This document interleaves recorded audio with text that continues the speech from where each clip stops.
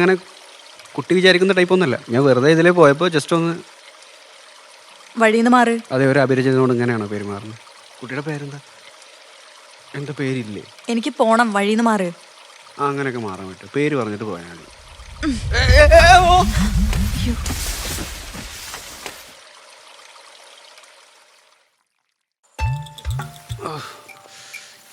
എന്ത് തള്ളടതല്ലേ ഇത്? അത് താൻ പോക്കരുത്തരം കാണിച്ചിട്ടല്ലേ? പറഞ്ഞിട്ട് തള്ളണ്ടേ?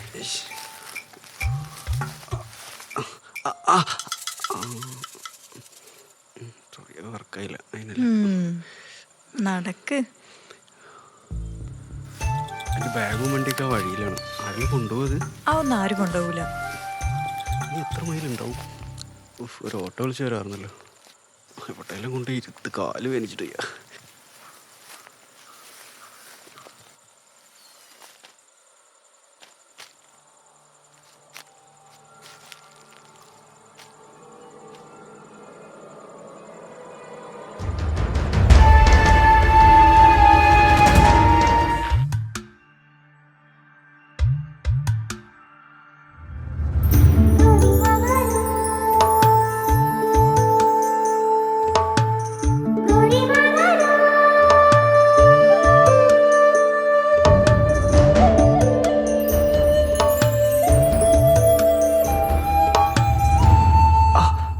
വേദനയുണ്ടോ?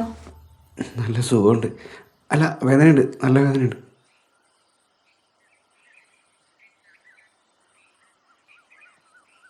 കുട്ടിയുടെ പേരെന്താണെന്ന് പറഞ്ഞു? കാത്തു. നല്ല പേര്. അല്ല, ബംഗ്ലാവിൽ ആരെ കാണാനാ വന്നേ? അയ്യോ, അവിടെ ആരെയും കാണാനൊന്നുമല്ല. ഒരാളെ കാണാനില്ല, അയാളെ തപ്പി ഇറങ്ങിയതാ.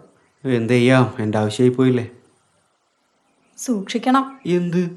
പേടിക്കാനൊന്നുമില്ല, പക്ഷേ താൻ സസ്പെൻസില്ലാതെ കാര്യം പറയടും. ആ ബംഗ്ലാവിനെ കുറിച്ച് കേൾക്കുന്ന അത്ര സുഖമുള്ള കഥകളൊന്നല്ല കേട്ടോ. എന്ത് കഥ?